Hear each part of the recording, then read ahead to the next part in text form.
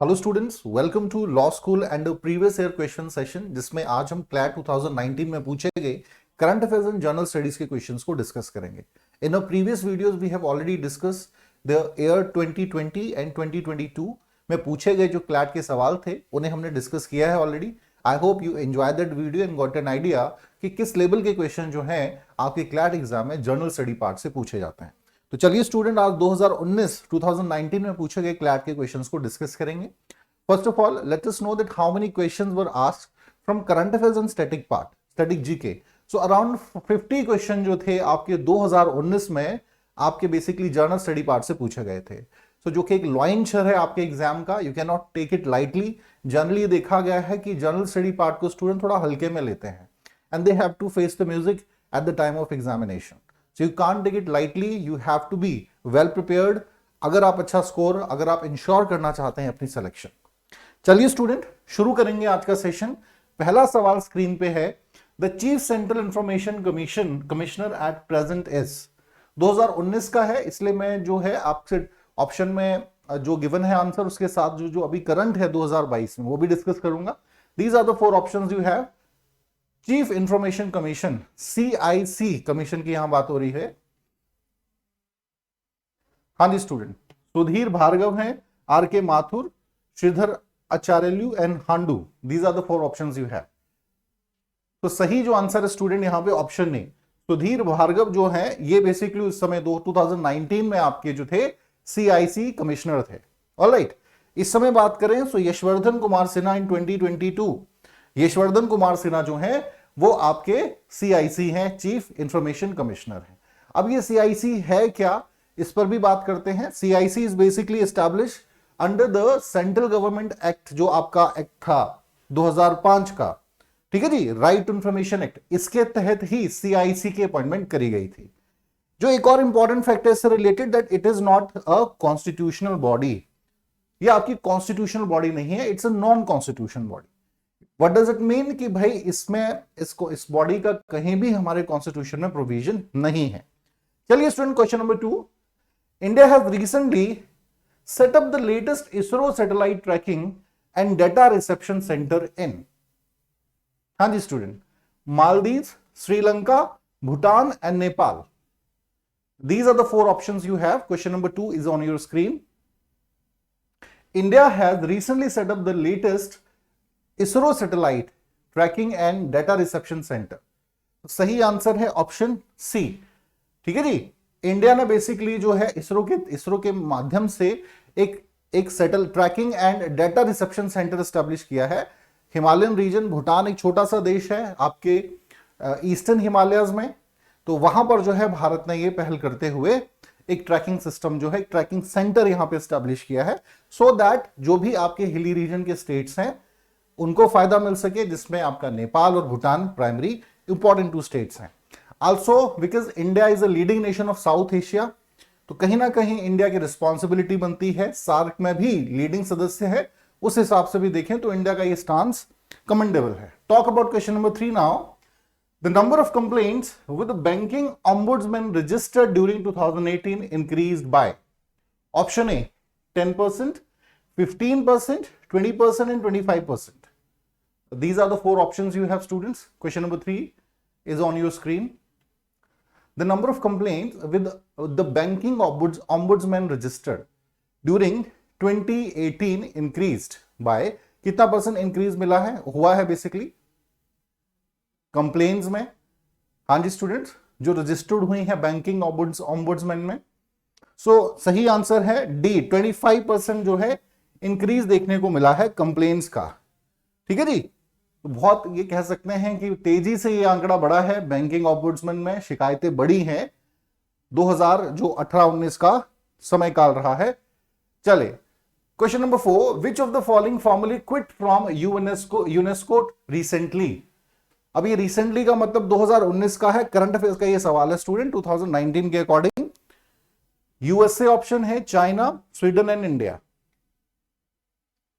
हाँ जी students, kindly respond, क्या सही आंसर होगा। सो ऑप्शन यहां पे जो ए है आपका USA is the correct answer. Alright, अब ऐसा क्यों किया यूएसए ने, उस पर भी बात करेंगे. USA was not mere only country which decided to quit from UNESCO. USA did along with Israel. कहीं ना कहीं यूएसए पे आरोप लग रहे थे कि बायस है जब इजराइल का इशू की बात होती है, हमेशा यूएसए सपोर्ट करता दिखता है. ठीक है जी.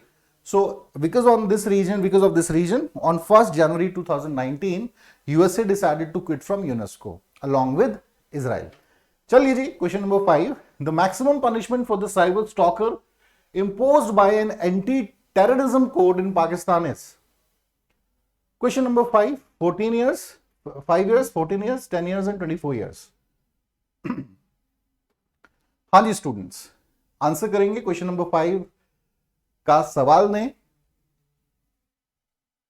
सही आंसर है ऑप्शन डी.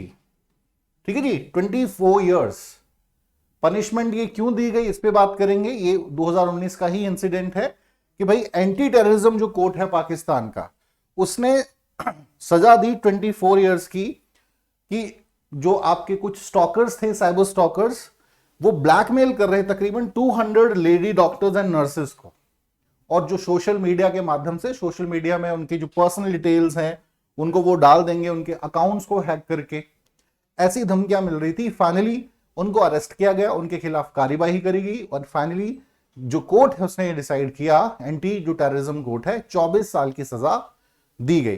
चलिए जी, question number 6. In a major relief to the micro, small and medium enterprises, the GST council has recently increased the tax exemption limit per annum to. हाँ जी स्टूडेंट्स, क्वेश्चन नंबर 6 आपकी screen पे है, answer कीजिए. So the right answer is C students, 40 lakh. ठीक है जी. In a major relief to the micro, small and medium enterprises, the GST council has recently increase the, मतलब 40% के 40 लाख जो है ये एग्जाम्पशन दी है, छूट दी है. ठीक है जी, रेवेन्यू में. तो बहुत बड़ी ये बात है. ये भी जो डाटा है स्टूडेंट, ये आपका 2019 का ही है. देखिए, क्वेश्चन जो करंट अफेयर्स के हैं थोड़ा सा आज के कंटेक्स्ट में रेलिवेंट नहीं है. ठीक है जी, लेकिन हाँ हम डिस्कस कर रहे हैं, कम से कम आपको ये अंदाजा हो रहा है कि भाई कैसे सवाल जो है पूछे गए थे. बिकॉज अभी तो फॉर्मेट काफी बदल गया है. अब जो आपके सवाल पूछे जा रहे हैं that are more on paragraph base. 2019 में ये मॉडल नहीं था, लेकिन हाँ क्वेश्चंस का लेवल आपको जरूर पता लग रहा होगा. Which of the following fruits got the geographical indication during October 2018. Shahi litchi, Laxman भोग मैंगो, शुरुमल्लई हिल बनाना, ठीक है जी, और Mahabaleshwar strawberry. These are the 4 options you have. GI tag की बात हो रही है स्टूडेंट, 2018 अक्टूबर में किसे मिला. इंपॉर्टेंट सवाल है. सो ऑप्शन ए यहां पे शाही लीची इज द करेक्ट आंसर. ठीक है जी, शाही लीची जो है 4th एग्रीकल्चर आपका प्रोडक्ट बन गया है आपके बिहार स्टेट का 2018 में, जिसे जीआई टैग इंडिकेशन, जीआई जो इंडिकेशन है वो दिया गया है, या आपका ज्योग्राफिकल इंडिकेशन दिया गया है, जिसे हम इन शॉर्ट जीआई टैग कह देते हैं. ठीक है जी. जीआई टैग का मतलब होता है ऐसे प्रोडक्ट्स, ऐसे नेचुरल प्रोडक्ट्स को जीआई टैग दिया जाता है, ऐसे मैन्युफैक्चर प्रोडक्ट्स को दिया जाता है which is basically the speciality of the particular region. ठीक है जी. इससे क्या होगा कि बहुत से प्रोडक्ट्स जो हैं फेक प्रोडक्ट्स भी बिक रहे हैं किसी पर्टिकुलर रीजन की पॉपुलैरिटी की वजह से. तो अगर जीआई टैग लगा है तो वो इंश्योर करता है, क्वालिटी इंश्योरेंस जो है वो भी हमें पता चलता है. ठीक है जी. इसके अलावा Jardalu mango, Katarni rice and Maghai paan जो है, ये आपके 3 जीआई टैग प्राप्त बिहार के प्रोडक्ट हैं. चलिए स्टूडेंट, नेक्स्ट हम बात करेंगे question number 8. The richest person in the world as per the detail revealed March 2019 is. 2019 में रिचेस्ट पर्सन कौन थे. तो यहां पर सही आंसर है student B, Jeff Bezos. Jeff Bezos जो है रिचेस्ट पर्सन माने गए थे 2019 में. ठीक है जी. अब तो डाटा खैर बदल गया है, लेकिन 2019 में जेफ बेजोस थे. Question number 9. The number of EB-5 visa application, also known as the cash for a green card visit to the US, has increase in the last 2 years by about 100%, 200%, 300%, 400%. हाँ जी student. The number of EB-5 visa application, also known as cash for green card, visa to the US has increased in the last 2 years. बढ़ोतरी गई है EB5 visa में, ठीक है जी, जिसे cash for green card भी कहा जाता है। तो कितने % की बढ़ोतरी हुई है लास्ट 2 सालों में, यह सवाल आपका पूछा गया है। सो सी यहां पे करेक्ट आंसर है स्टूडेंट, 300% की जो है इंक्रीज हमें देखने को मिलता है यहां पे। All right, question number 10, India purchase surveillance aircraft during 2016 from, option A USA, B France, C Russia, D Israel. Question number 10 is on your screen, student. Kindly respond. India purchased surveillance aircraft during 2016 from. Simple है, यहां पे जो आपका D है option, Israel. Israel is best known for ये जो आपके surveillance aircraft हैं, अवाकस बोल देते हैं, WACS इसके लिए। तो इसको बेसिकली जो है, इसकी स्पेशलिटी क्या है, अवैकस are advance radar mountain aircraft, ठीक है जी। तो काफी ज्यादा इसकी डिमांड थी इंडिया में, फाइनली इंडिया ने 2016 में इसको परचेज किया था। चलिए जी, question number 11, the fastest train in India is Gatiman express, Shatabdi express, Vande Bharat express and Rajdhani express. Question number 11, the fastest train in India.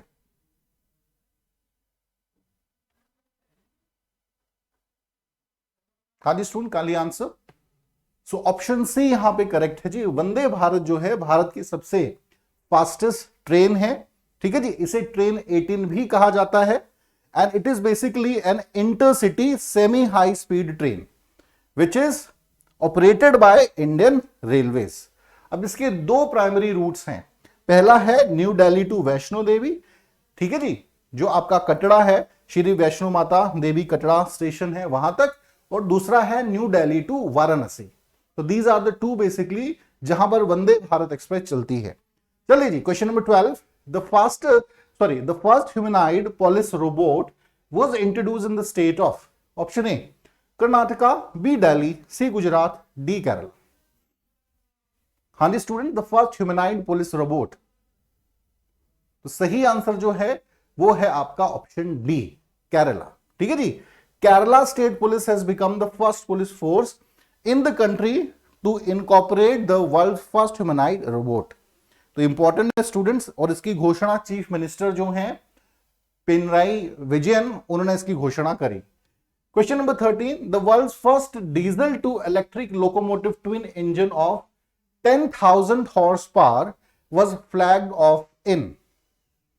हाँ जी students, world first diesel to electric locomotive engine, इसकी बात हो रही है, ट्विन इंजन की बात हो रही, जिसका 10,000 हॉर्स पावर है। तो इसको भी रिसेंटली फ्लैग किया गया था, रिसेंटली तो नहीं कहेंगे, 2019 में ही ये इनिशिएटिव लिया गया था। तो किस देश द्वारा लिया गया है, ये सवाल है आपका।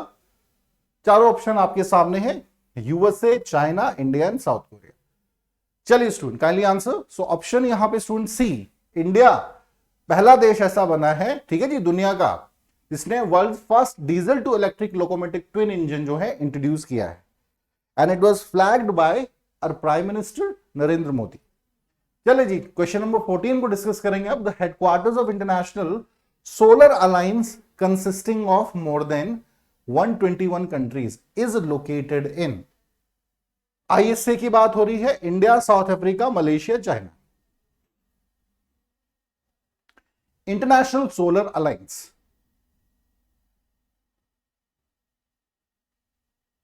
ठीक है जी, 121 सदस्य हैं इसके। तो हाँ जी, कहां पे लोकेटेड है, ऑप्शन यहां पे आपका A, India is the right answer. देखिए, ISA is one of the prominent organization is now, solar energy is the need of hour, और इंडिया लगातार जो है सोलर एनर्जी को प्रमोट कर रहा है, ठीक है जी, and India has become the hub of it. Headquarter इसका गुड़गांव में है, तो कह सकते हैं बहुत बड़ी इनिशिएटिव है। It's a prominent organization of 121 nations जो आपके सोलर एनर्जी को प्रमोट करते हैं। Question number 15 now, the prestigious Seoul peace prize from 2018 was conferred on Kofi Annan, Angela Merkel, Narendra Modi, Putin. Seoul, prestigious Seoul peace prize, so सही answer है option C student. हमारे भारत के प्रधानमंत्री नरेंद्र मोदी को 2018 का सियोल पीस प्राइज दिया गया था, जिसकी स्थापना 1990 में की गई थी, which was establish in 1990। It is one of the highest peace prize of आपकी साउथ कोरिया का ये माना जाता है। ठीक है जी, तो इंपॉर्टेंट है स्टूडेंट, ये भी पता होना चाहिए। चलिए क्वेश्चन नंबर 16 है आपके सामने, which of the following countries during 2019 provided life time personal tax exemption to women with 4 children. ठीक है जी, इंडिया, हंगरी, नॉर्वे, फिनलैंड। कौन से देश ने बेसिकली अगर किसी महिला के 4 बच्चे हैं तो उसे पर्सनल टैक्स में छूट देने की बात करी है, किस कंट्री ने? तो सिंपल भी है थोड़ा सा सवाल, एक ऑप्शन तो आपका हो ही जाएगा कि इंडिया तो नहीं हो सकता, because we there is already a lot of population in India. तो गवर्नमेंट ऐसा तो कोई इनिशिएट नहीं करेगी कि भाई 4 बच्चों को पैदा किया जाए। सो स्कैंडिनेवियन नेशंस हो सकते हैं लाइक नॉर्वे, फिनलैंड, या हंगरी हो सकता है। सो यहां पे स्टूडेंट बी जो है आपका हंगरी का ये इनिशिएटिव रहा था, बिकॉज यूरोप की पॉपुलेशन उतनी नहीं है, वहां की गवर्नमेंट की यही पॉलिसी है कि ज्यादा से ज्यादा जो है आपके बच्चे होने चाहिए, चिल्ड्रन होने चाहिए। ठीक है जी, they have somewhere the problem of lack of population. देखिए अपोजिट है इसका इंडिया में, यहां पर चाइना में पॉपुलेशन जो है बहुत ज्यादा है, बड़ी तादाद में है। चलिए जी, सो बी यहां पे करेक्ट आंसर है स्टूडेंट्स। चलिए talk about question number 17 now. In the 64th film fair award who one the best actress award? Katrina Kapoor लिख दिया, कैटरीना कैफ होना चाहिए था, प्रियंका चोपड़ा, दीपिका पादुकोण एंड आलिया भट्ट। 64 जो फिल्म फेयर अवार्ड गिवन था वो किसे मिला था students?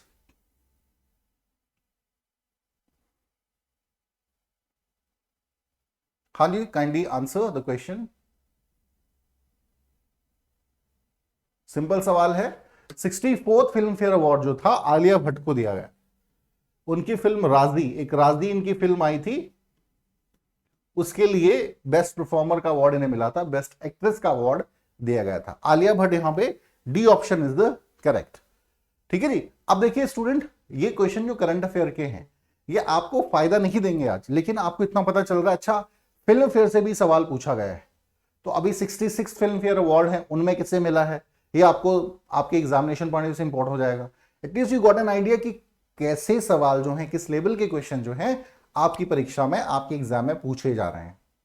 In previous year question के डिस्कशन का एक ही मकसद है कि आपको सिर्फ ये आइडिया मिलता रहे कि भाई कैसे सवाल, किस लेवल के क्वेश्चन आपके परीक्षा में पूछे जाते हैं, किन किन सेक्शन से पूछे जाते हैं, कैसे सवाल पूछे जाते हैं। ठीक है जी, some questions from international relation, some from economics, कोई साइंस एंड टेक से सवाल हैं। ठीक है जी, तो तकरीबन सभी सेक्शंस को अच्छे से आपको वाइडली कवर करना ही पड़ेगा अगर आप क्लैट एग्जाम की तैयारी कर रहे हैं तो।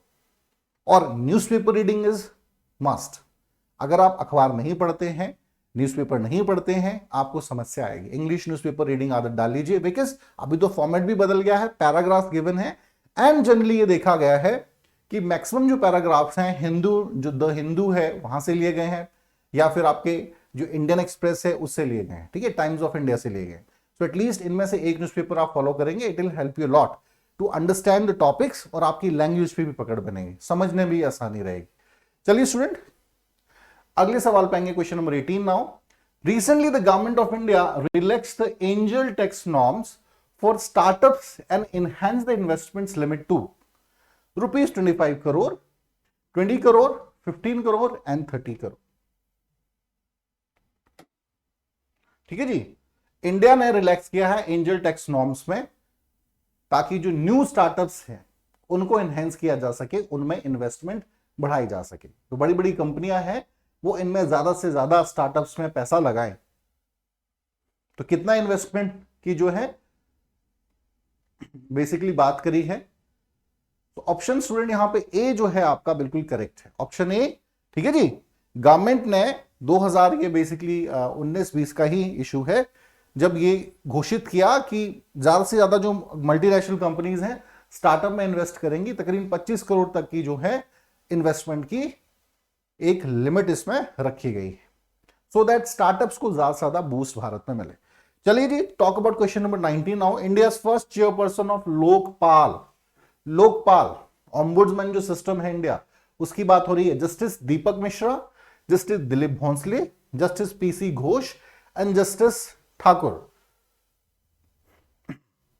जिस प्रकार से स्टूडेंट जो ऑम्बुड्समैन सिस्टम है, रिड्रेसल सिस्टम है जो हमारा इंडिया में लोकायुक्त एंड लोकपाल की फॉर्म में है, ombudsman system was introduce from the Scandinavian Nations, ठीक है जी। ये जो आपके फिनलैंड है, नॉर्वे है, यहां से इसकी इंट्रोडक्शन हुई थी, स्वीडन है, स्वीडन से बेसिकली हुई थी। तो we have taken that idea हमारे देश में भी, ताकि जितनी भी आपकी ग्रीवियंसेस हैं उनका निपटारा किया जा सके। तो पहला जो लोकपाल थे, चेयरपर्सन थे लोकपाल के, वो थे ऑप्शन सी यहां पे करेक्ट है, जस्टिस पीसी घोष या पिनाकी चंद्र घोष इनका पूरा नाम था। तो इंपॉर्टेंट सवाल है स्टूडेंट, एग्जाम में पूछा जा सकता है। चलिए now talk about question number 20। In how many phases the 17th Lok Sabha election were held in 2019? हाँ जी students, kindly answer. In how many phases the 17th Lok Sabha election were held in 2019? Option A 6, B 7, C 15 and D 8. कितने phases में हुआ था 17th Lok Sabha का चुनाव election? Student ये आपका सवाल है। सो यहां पे सही आंसर है ऑप्शन बी, 7 चरणों में, 7 फेजेस में आपका 7th लोकसभा इलेक्शन कंप्लीट हुआ था 2019 में, जिसमें बीजेपी पार्टी, उनका जो एनडीए अलायंस है वो पावर में आते हैं, Narendra Modi second time repeat करते हैं as a prime minister. All right, तो ऐसा भारत में बहुत कम हुआ है। सबसे बड़ी बात, बीजेपी को क्लीन मेजॉरिटी मिली हुई है, जिससे बहुत ज्यादा फायदा सरकार को होगा, सरकार को चलाने में, गवर्नमेंट को चलाने में। ठीक है जी। एक सवाल मैं आपसे यहां पूछना चाहूंगा, ये 17th लोकसभा है, पहली लोकसभा कब हुई थी, है ना? फर्स्ट लोकसभा के इलेक्शन कब हुए थे, एंड उसके फर्स्ट जो आपके स्पीकर थे उनका क्या नाम था? ये सवाल है, कमेंट बॉक्स में आंसर करेंगे स्टूडेंट्स।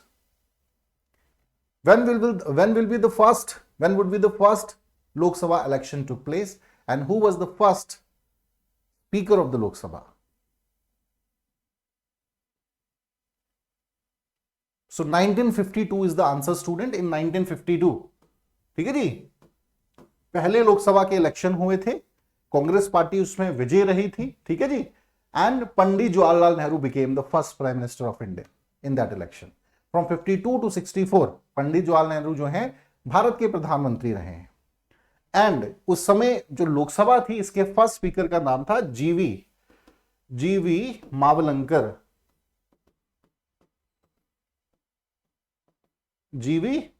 गणेश वासुदेवन मावलंकर। अक्सर एग्जाम में यह सवाल भी पूछा जाता है। तो आई होप स्टूडेंट आज के लिए इतना ही, एंड आई होप कि अच्छे से आपको जो है क्वेश्चन समझ आए हों, पता चला होगा कि कैसे सवाल आपकी परीक्षाओं में, क्लैट एग्जाम में प्राइमरी पूछे जा रहे हैं। ठीक है जी, तो चलिए आज के लिए इतना ही। Thank you very much.